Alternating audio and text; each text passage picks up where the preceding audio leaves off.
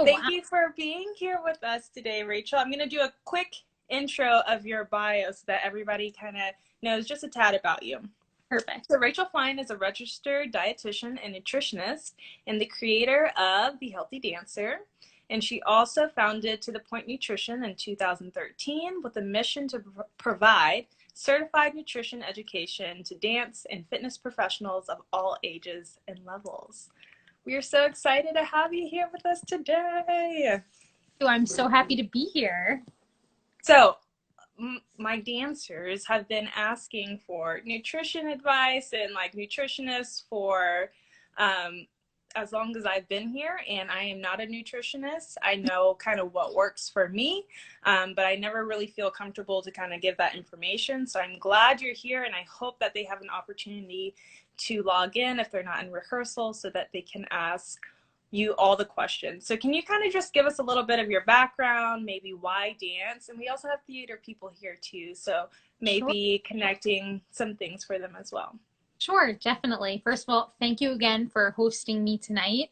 I obviously have a passion for bringing together health and wellness and specifically nutrition and dance, and of course, even musical theater, because as we know, it all ties together. A little bit about me. So I've been a dancer all my life. I actually started college as a dance major, but then halfway through, I kind of just started developing this real interest in how I was fueling my body as a dancer. I really just entered this mindset of my body, my instrument, so what I put into it must be having some type of effect on my performance. So because of that, I started getting very interested in nutrition, and I'm a bit of a type A perfectionist type of person. So I soon, I feel like most dancers or in the dance world are, I soon just really started diving into nutrition courses. I ended up wanting to change majors completely. I felt that, I can still dance, but I wanted to actually dive into the answers. There just wasn't a lot of information out there. I mean, this is about 11 years ago already. And we had Google, we had the internet, but there wasn't a lot of information that was specific to dancers. And there still isn't. It still is a very untouched territory in regards to dance or specific recommendations for dancers. Much of what is out there is for the sports community. So, in my years now of being a dietitian and working with dancers and working with all different types of performing artists, I feel that I've created the recommendations that I feel comfortable with for dancers that really encompass not just their physical needs, in regards to whether it's macronutrients, types of food, the actual foods that are fueling performance, but also accounting for some of the mental and emotional load that differs between performing artists and, let's just say, athletes. Of course, athletes have their own host of mental and emotional factors as well that plays into their sports. But I think dance and performing arts, we are very much an aesthetic based sport or an aesthetic based art. And I think that comes with its own set of issues, right? So I've really just in my 10 years of practice now, study and practice, I've cherry picked what I feel is most important for performing artists to learn and understand, just so that they can cultivate a sustainable career, because that's the overall goal. I didn't even talk that much about me and my own career as a performing artist, but long story short, I burnt myself out years ago. I burnt myself out because while becoming very interested in health and nutrition and not really knowing what I was doing, I ended up becoming too obsessive with healthy eating, something that what we call now as orthorexia. It was never diagnosed on my end. I was lucky enough that I was able to see what I was doing was very unsustainable.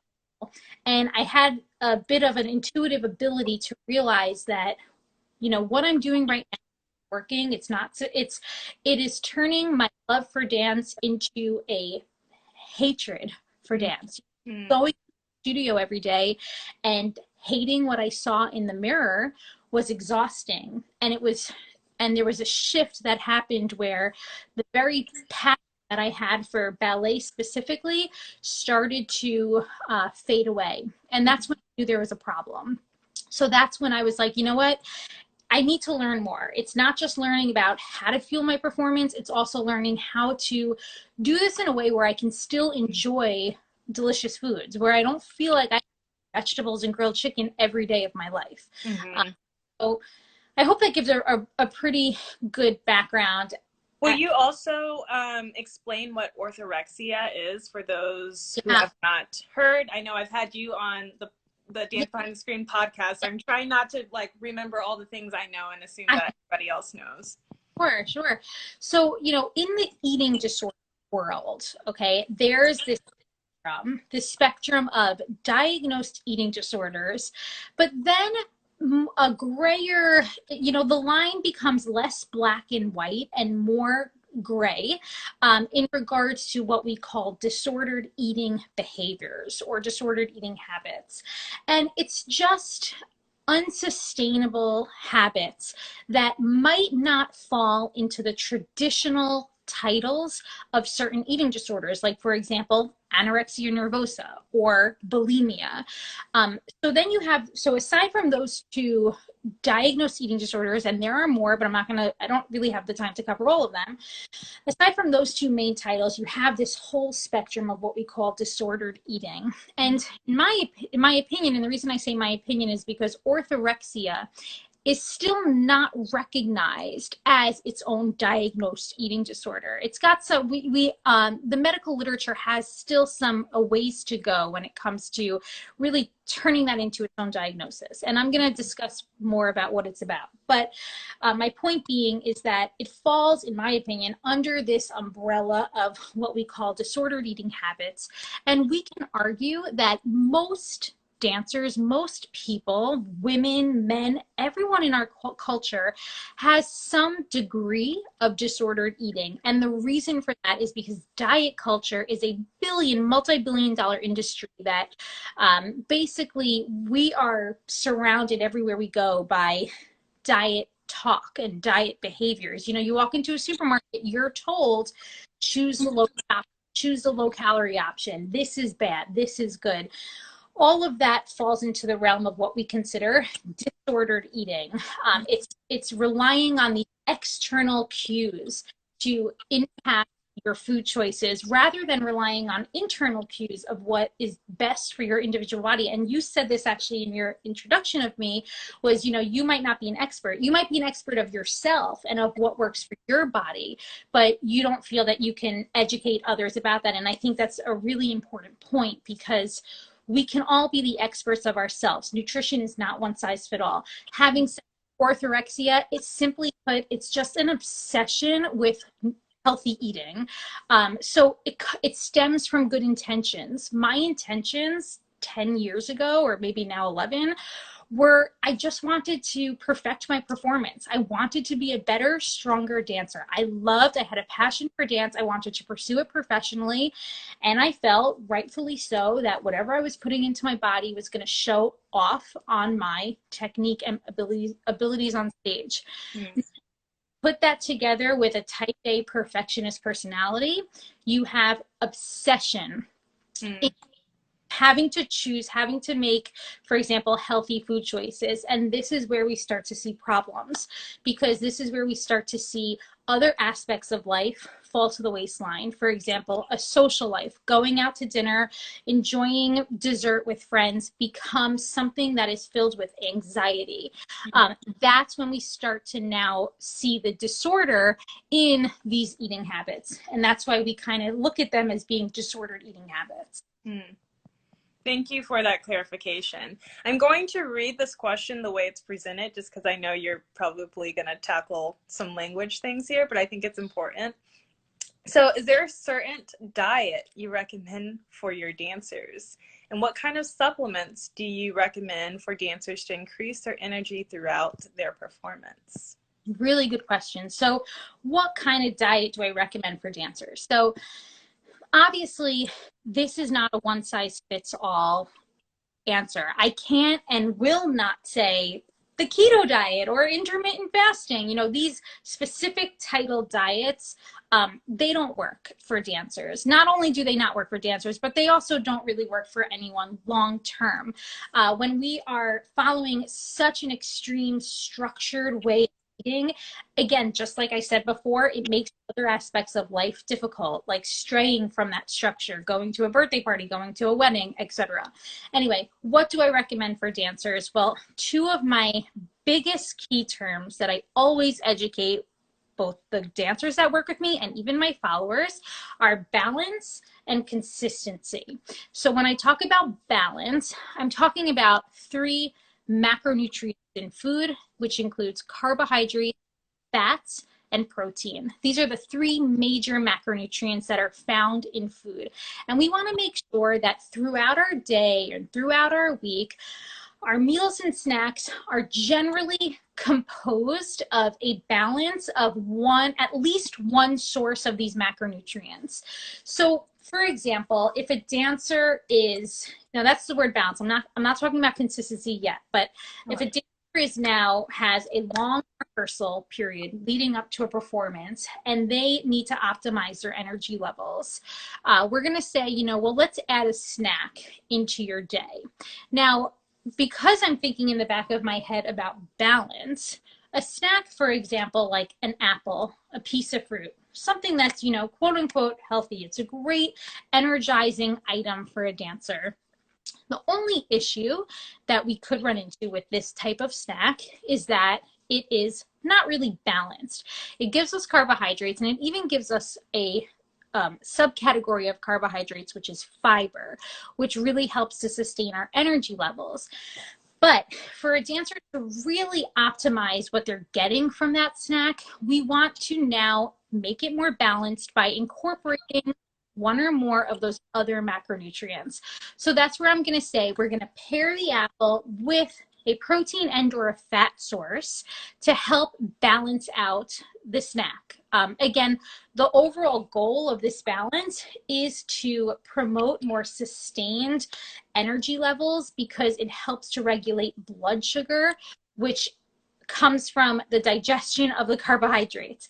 So what are we going to pair with an apple? Well, maybe some nuts or nut butter, seed or seed butter if you're allergic, maybe some cheese or maybe a hard-boiled egg. Just making a more balanced situation is how I usually call it, is what I recommend with dancers. So that's like the balance part. The other word, consistency, basically means that dancers, that you're not going these long stretches without eating something, that you are providing your metabolism with energy, aka food, honestly, anywhere between 2 to 4 hours. I know that's a long range.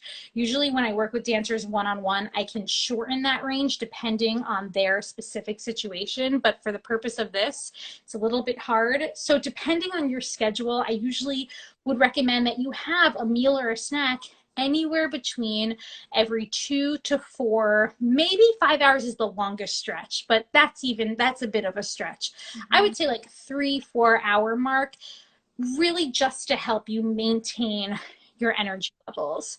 So in regards to, what is the best diet for a dancer, we're thinking about balance and consistency. Now, your next part of the question was about supplements. So I just want to clarify, are you talking about like dietary supplements or are you talking about foods? If whoever wrote that question wants to clarify, you can drop that into the comment section. But until we get that, maybe we'll talk about supplements, dietary supplements, because that seems to be probably one of the more common questions that I get.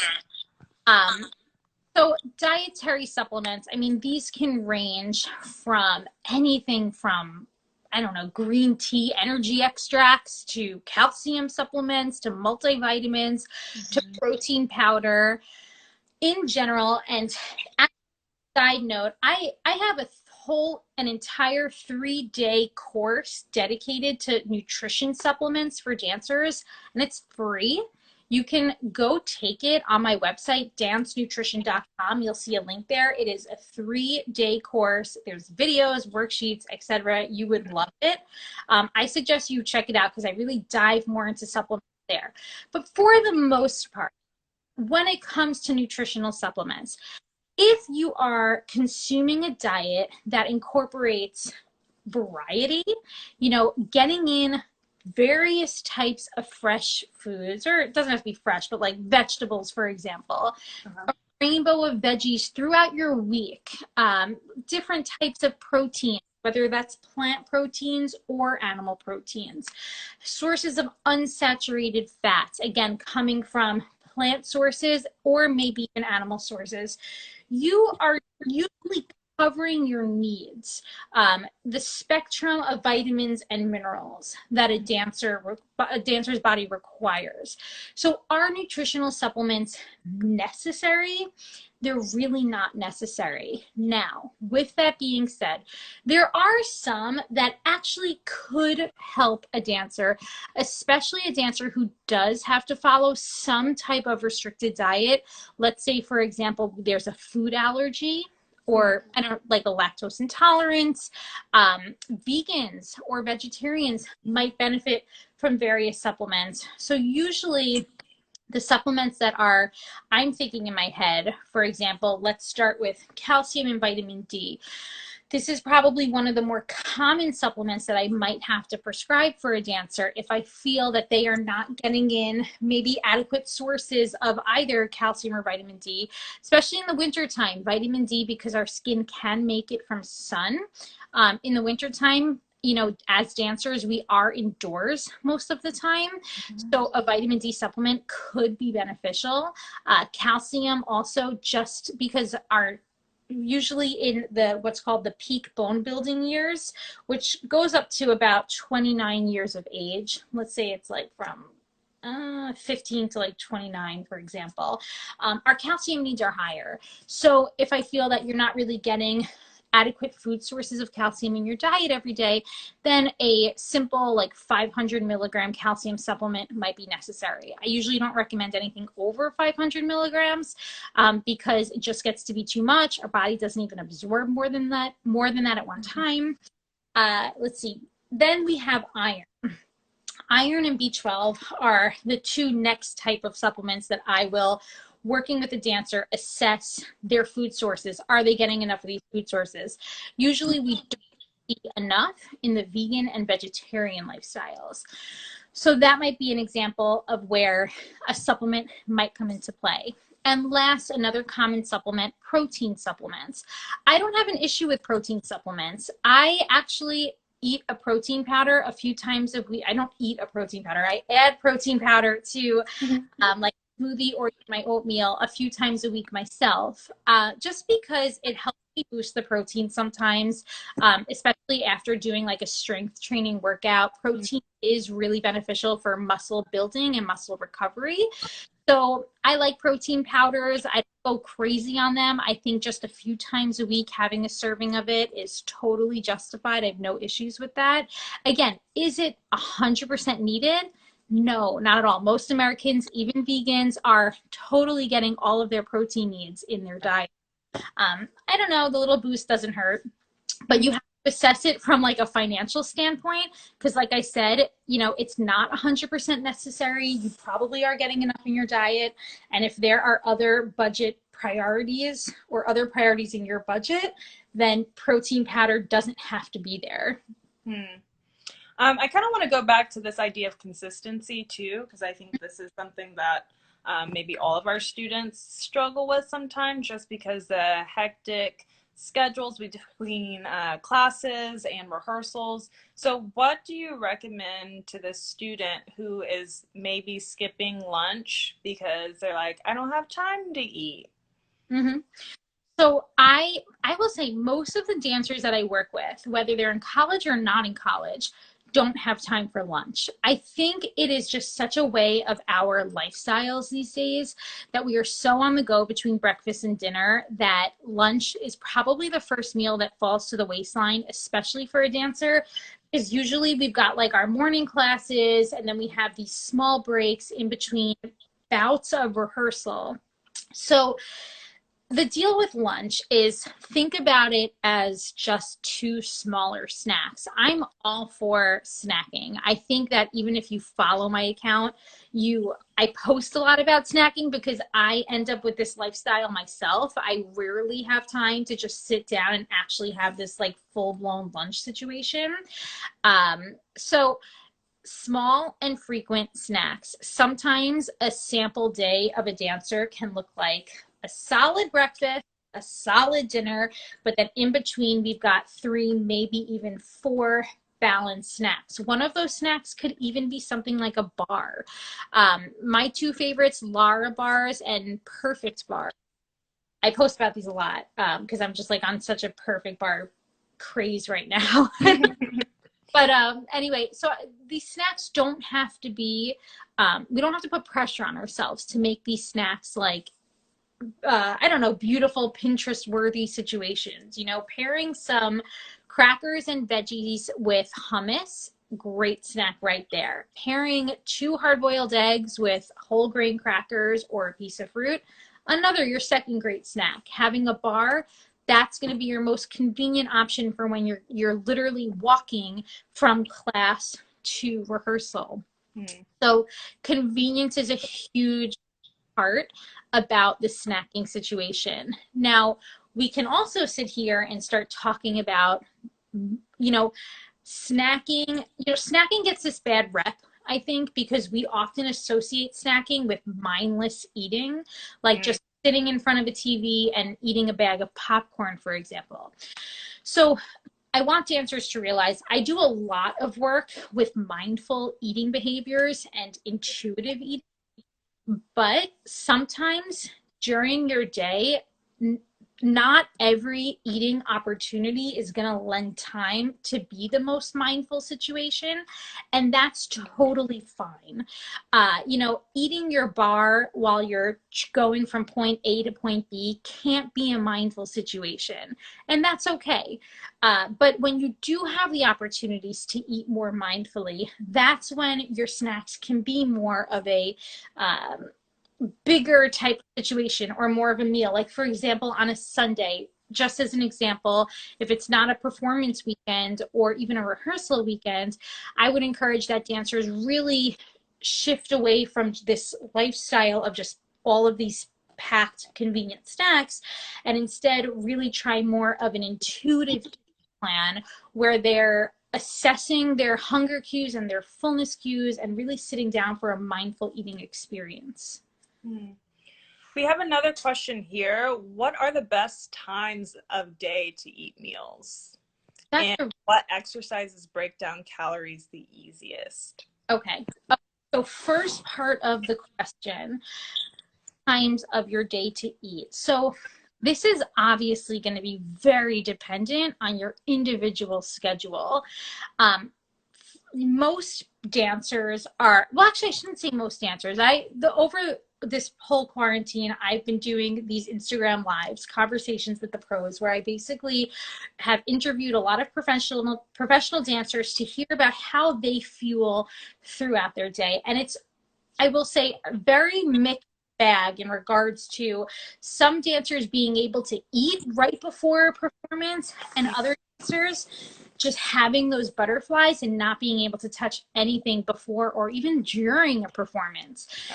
So it's very individual on timing, but just to give somewhat of a general understanding here, I usually recommend that we do start our day with a solid breakfast. Now, this can even get tricky. Let's say you went out, you had a performance on Wednesday night, and after the show, there was just like an after show party, and you guys were just celebrating until maybe 11 at night, 12 a.m., and that involved eating. Like maybe dinner was late. Dinner was after the show. Maybe it was at 10:30.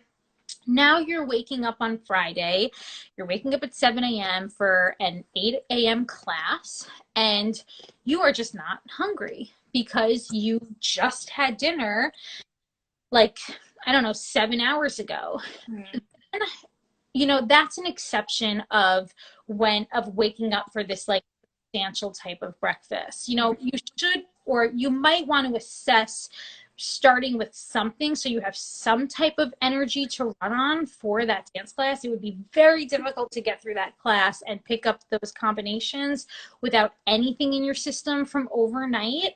But for the most part, if you're starting your day with breakfast, take that as a baseline and then kind of just figure, like I said, that 2 to 4 hour stretch as you until you get to dinner in regards to the best times to eat. And you're going to have to take into account your personal comfort level.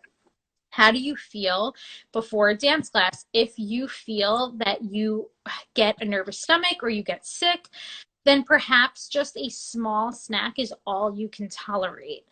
So now after class, after rehearsals, this is where we consider recovery and how we can optimize our food choices for recovery. That being, again, a balanced situation. Carbs, protein, and fat all play a role in our body's recovery after any type of physical activity. So protein we know is going to help rebuild and repair muscle. Carbohydrates helped the actual process of repairing and rebuilding muscle, but they also replenish something called glycogen, which is a major energy source for dancers. And last, fats, particularly unsaturated or healthy fats, most often coming from more plant type of sources like avocados, nuts, it's olive oil. These are really going to help lessen the natural inflammation that occurs from physical activity. So again, we're thinking major balance after you're dancing. Before you're dancing, it might have to be smaller. If you can't go with the full balance situation, then just go maybe with the carbohydrates because that's what's just going to give you energy. So for example, fruit or pretzels are a really good option. So one thing I do kind of want to emphasize that I know about you, you really are kind of anti like the diet culture and like the no carbs or the no fat. I think at some point we've all heard that, and this might be very different or opposite from what some of us have heard in the past. So can you maybe kind of demystify like this sense of staying away from the things that right now you're telling us to do? Yeah, it's such a good question.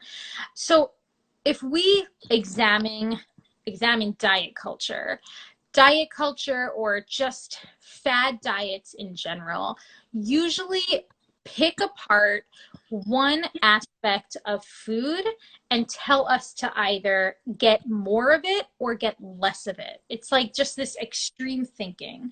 The most common themes that we see here are going low on the carbohydrates, so low carb diets, going low on the fat, low fat diets, but then you have the opposite extreme like keto, which is going very high on the fat because it's saying, you know, you eat more fat, you'll burn more fat. So let's break down these. Low carb. This is a no-go for a dancer because carbohydrates are a great source of fuel. You know, unlike the general population, carbohydrates are efficient, quick energy for a dancer. And think about it, dancers need quick energy, whether you're doing Eat Allegro or any type of contemporary type of movement. I mean, the transitions in of itself, you need to be on top of it. You need quick energy is the best way I can think of this. And that's what carbohydrates are great for. And when I say quick energy, it's because our body can break down and access the energy from carbohydrate-based foods at a pretty quick, efficient pace. And when we apply our glycogen being energy that's stored in our muscles, it's also stored in our liver, but for the purpose of dancers and physical activity, the glycogen stored in our muscles. We want to make sure that glycogen is at its capacity, because that's what's giving us that quick muscular energy. Now, fat also is a source of energy for a dancer, but the body does have to go through more steps to access the energy from fat. It basically, the way that I like to think about this is that fat is really good fuel for slower activity like adagio.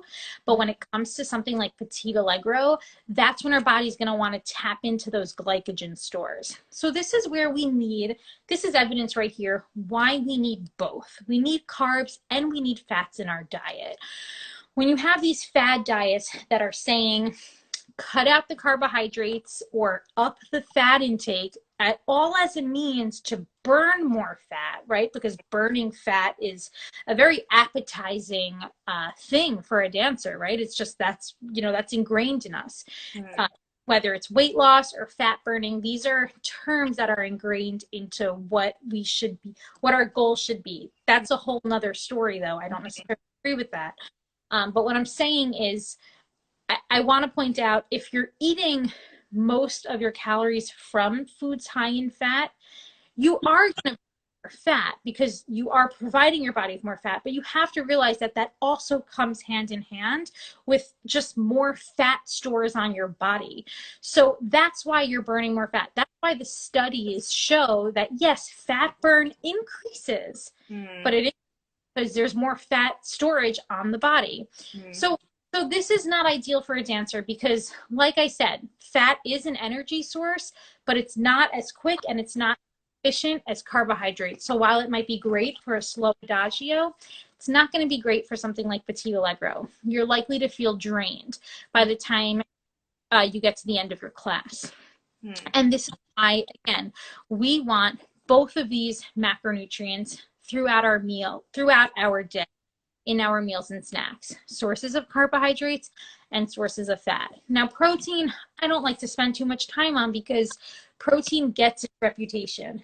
Everyone loves protein in our dance community. You know, it definitely promotes muscle building, lean body mass. So protein doesn't need me to give it a thumbs up. It already kind of has that. Right. But it gets put into the equation. Okay, and then we had another question about, because we were talking about calcium earlier, and there was a question about how do you know, is there symptoms of having low calcium levels? Something about maybe like they are having some knee pain and they're curious if that has to do with diet. Sure. So it's a little bit tricky to identify a true deficiency in calcium. But one of the biggest things I can tell you, because this is pretty common, stress fractures and bone-related injuries. Something as small as a stress fracture can be a major sign you are not eating enough calcium or foods high in calcium.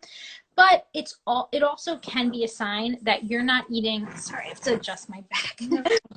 It could also be a sign that you're not eating enough calories throughout your day. If we're not eating enough calories or fat, our body isn't developing the specific hormones that it needs to promote or to utilize the calcium in your diet for bone building. So this is where, again, all of these things come into play together. It's not just about making sure you're getting enough calcium. Like, we can always take calcium supplements, but those calcium supplements aren't going to do what they need to do or what you want them to do if you are still following a very calorically restrictive diet, not getting enough calories, not getting enough sources of fat in your day because your body's not producing enough estrogen or testosterone in males. That being said, it's actually much harder to identify this in males. The reason for that is because there's something called relative energy deficiency in sport, previously known as the female athlete triad. The medical, the literature switched, or I just blanked on what I was trying to say, but the literature switched the name of it because we realized that this phenomenon of basically of low bone mass was happening in males, not just females. It's just easier to identify in females because what happens when females are not building strong bones, one of the first symptoms of this, or signs, to answer your question, is not getting a consistent period. Mm-hmm. So that's one sign, aside from stress fractures. But you can see why this is much more difficult to identify in males, because obviously males aren't getting a period. Right. So we're not, that whole symptom, that's the first thing to go for a female if they're at risk for bone injury. We won't see that in males. So males are at just as much of a risk, maybe even at a greater risk, because they, they won't have that first sign. They might just get to the injury versus a female, they go 1-2 months without a period, which is very common, especially during summer intensive season. That's a big red flag right there, that you might not be getting enough calcium, or more specifically, you're not getting enough calories throughout your day. Before I go to some of the other questions, this one seems related. Also wondering about nutrition to help with joint inflammation. Are there things that you can recommend for that? Or we can combine this generally with coming back from an injury? Yeah, I think that's a great question. So I like to encourage unsaturated fats when it comes to anti-inflammation or reducing inflammation. These particularly coming from plant sources like avocados, nuts, seeds. Flax is a really good source. Olive oil, even canola oil, walnuts. I know I said nuts, but also, and then of course you have fatty fish like salmon, halibut, and tuna. These sources, unsaturated fats, do a fabulous job of helping to reduce inflammation. And then I think there was another part of the question you said. Yeah, just coming back from injuries in general. Mm-hmm. Yes, right. So same thing in regards to these unsaturated fats. And then, of course, just bumping up the amount of antioxidants and phytonutrients in your diet. So mainly these are coming from colorful fruits and vegetables. So different berries, blueberries, raspberries, strawberries, just getting a rainbow in.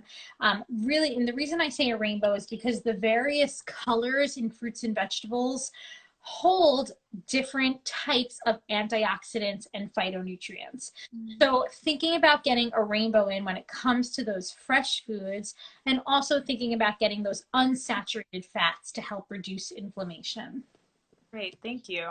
So we've had a couple of questions in regards to eating disorders, and I know we kind of spoke about this earlier on, but there's been a few questions about maybe in the past having had issues with eating disorders, and maybe it's not so prevalent now, and are there things that they should be looking out for when it comes to eating disorders? Yeah, so, I think it goes without saying that our community, our dance community, is unfortunately drenched in antiquated stigmas of body ideals. The problem is that at the same time, as we move with every 5 years of dance comes more aggressive and more intense technique that we see. We see dancers pulling out 10 pirouettes on point now without a problem, right?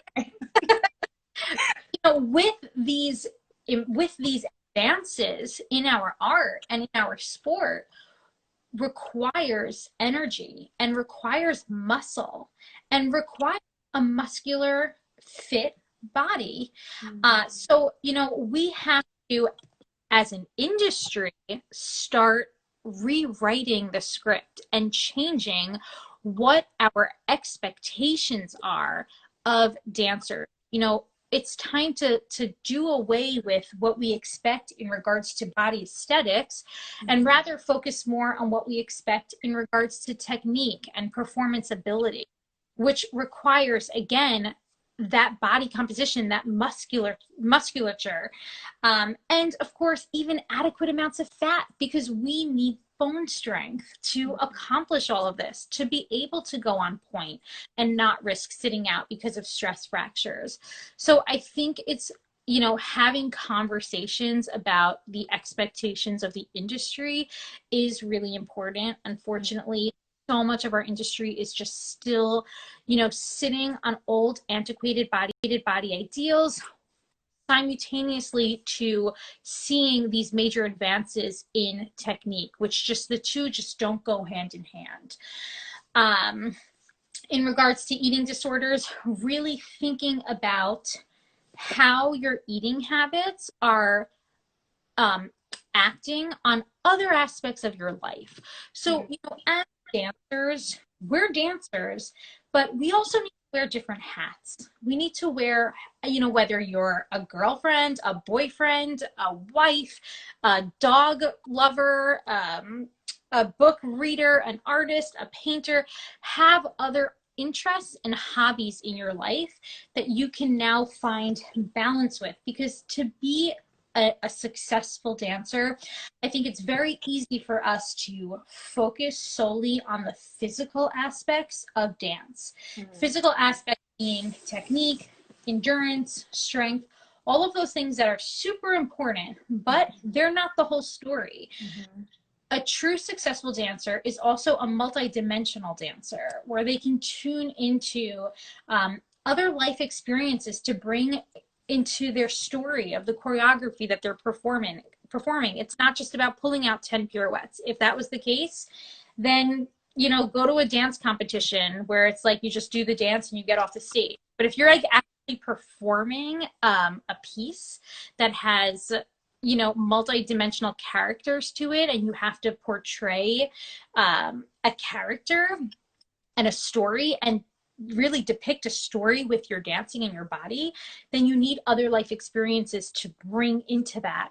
So it's just so important that we not only focus our dance careers on the physical, on how our body looks or what foods we're putting into our body, but also think about the emotional and the mental realms of performance.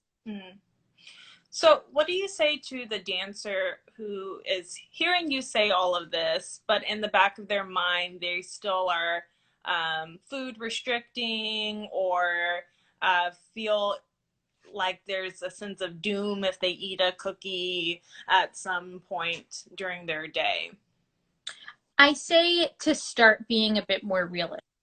I think we all can agree that restricting ourselves of certain foods only works for so long. I mean, everyone can put a like if you have experienced a restriction, right, where you've said that you can't have something, and then at some point, I don't care if it's your Thanksgiving dinner, your Christmas dinner, or whatever, your Hanukkah lunch, whatever, you go overboard because you restricted it for a certain amount of time. Maybe it's just your Saturday night, right? I'm seeing a lot of hearts. Here comes the hearts. Yeah. Here comes the hearts. So my point being is start being realistic with yourself. If you're saying to yourself, like in the back of your mind, like you said, yeah, that's all great, Rachel, but like Monday to Friday, I'm going to really like eat grilled chicken and vegetables all day. And then I promise I'll be good over the weekend as well. It's not going to happen.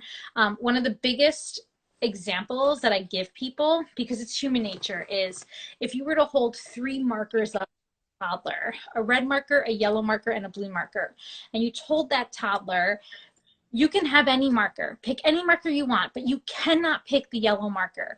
What marker is that toddler going to want to pick? The yellow one. Exactly. And the reason why I use a toddler for this example is because a toddler has not yet had enough life experience to impact their decision making. So they're the most perfect example of someone, of a human being that runs solely on it. It is human instinct to want what you can't have. If you tell yourself that you can't have something, or you shouldn't have something, or the cookie is bad, or unhealthy, there will come a time where you are presented with this food and you are going to probably lose control around this food. So get realistic with yourself. Start breaking your rules. Start introducing these forbidden foods into your days so that they become less novel. They are taken off of this glorified pedestal and they're just not that important anymore. So it's like you have a slice pizza, you move on, you don't feel like you need to have another one or 2 or 3. We have to just stop holding this moral value on our food choices, because just leading us to these unsustainable extremes of totally restricting to just going overboard at some point. And that's why I say, you're sitting there and you're like, yeah, I get everything you're saying, Rachel, but like, and I'm still not going to have the cookie later because I want to lose weight or whatever. Get realistic with yourself, because you might end up overdoing it. And you just, this is another thing I usually say is when you overdo it, you're now turning a food that could be really yummy and delicious and a positive experience, you're turning it into a bad experience, a negative experience, because you're just going to feel guilty, you're going to feel physically uncomfortable, and you're going to just feel shameful the next day. Right. So you're going to have the cookie at some point. Why not just have it when you can truly sit down, eat it mindfully, and enjoy it?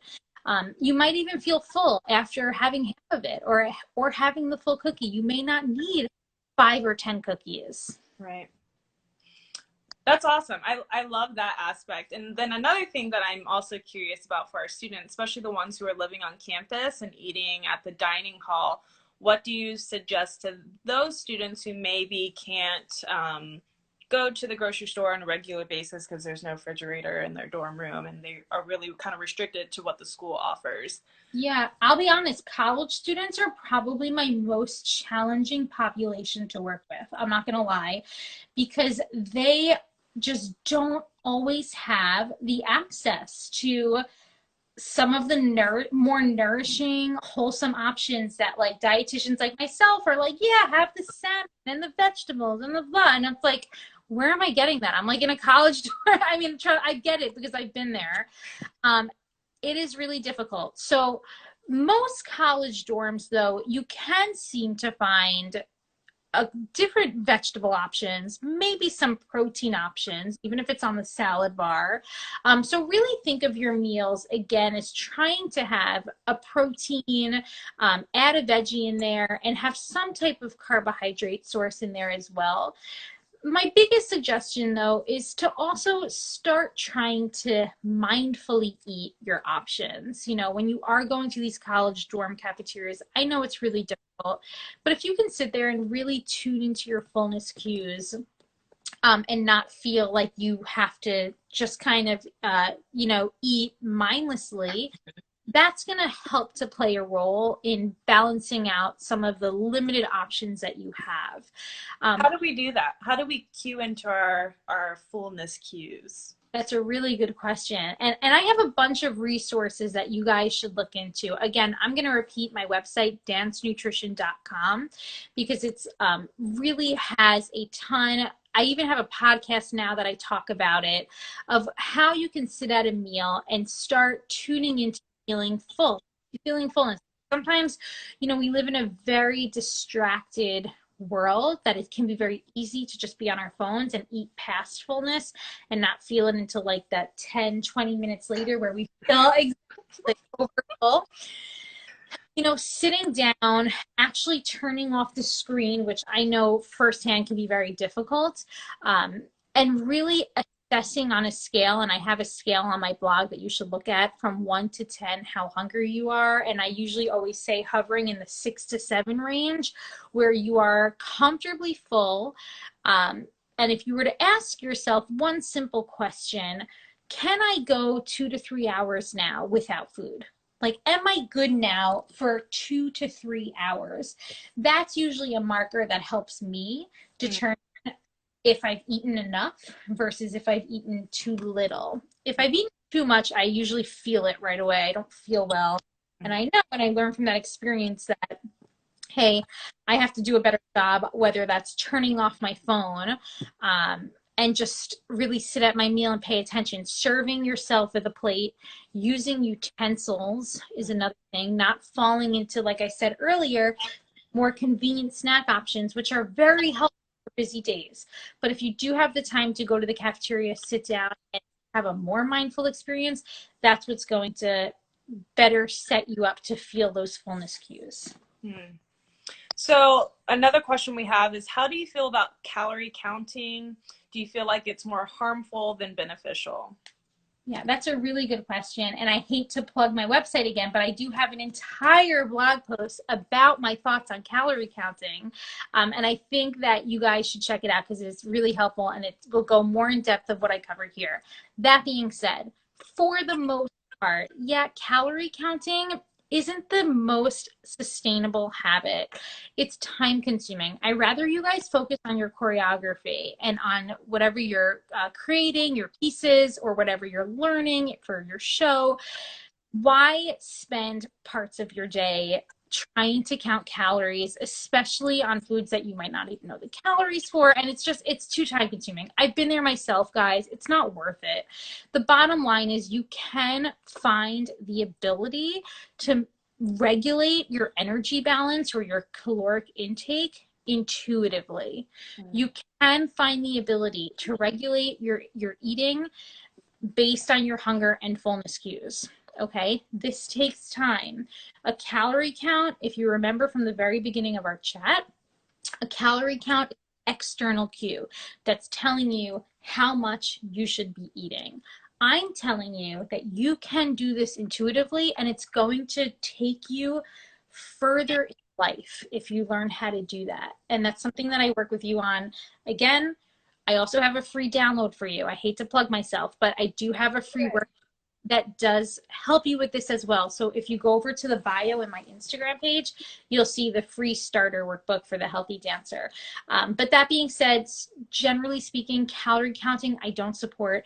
The only times that I actually might support calorie counting is if a dancer is severely underweight and they actually have to gain weight. And because eating disorders and disordered eating put us so out of touch with our intuitive abilities to feel hunger and fullness, sometimes we actually need that external cue just to make sure we're hitting that minimum. Those instances are usually when I'm working with a dancer one-on-one, and I'm monitoring their mental state, their emotional status. So it's not usually something that a dancer is really doing on their own, because again, there's a very gray line where calorie counting in that instance can be helpful, but can then turn very dangerous and unsustainable. Yeah, yeah. So we're kind of running up to the end of our time. So before we leave, can we kind of recap what we've said? So if you have like maybe a top 3 things that you want people to walk away with, even if they're joining just right now, so that they can live a healthier, better, happier life when it comes to food. Yeah, so I think that some of the most important things we covered today are when it comes to health, if we're talking about the physical aspect of a dancer's health, we're looking at balance and consistency. We're incorporating balanced meals that include carbohydrates, proteins, and fats. They include veggies and fruit and a variety of different foods that you're getting a spectrum of vitamins and minerals and all of those macronutrients that you need to build strong bones and maintain energy levels. Then you have consistency. That's not going longer than, let's say, for example, 4 hours without eating something, because we don't want to end up in a situation, let me just say, dance and physical activity tends to blunt hunger, which actually can make times of tuning into your intuitive feelings of hunger nearly impossible for a dancer sometimes. Mm-hmm. So not every day for a dancer am I recommending intuitive eating, believe it or not. Sometimes I'm recommending a little bit more of a structured meal plan, because if you have back-to-back classes, academics, and rehearsals, it's very common that a dancer isn't going to feel hungry throughout the day until it gets to nighttime. They're at dinner and they are famished. Yeah.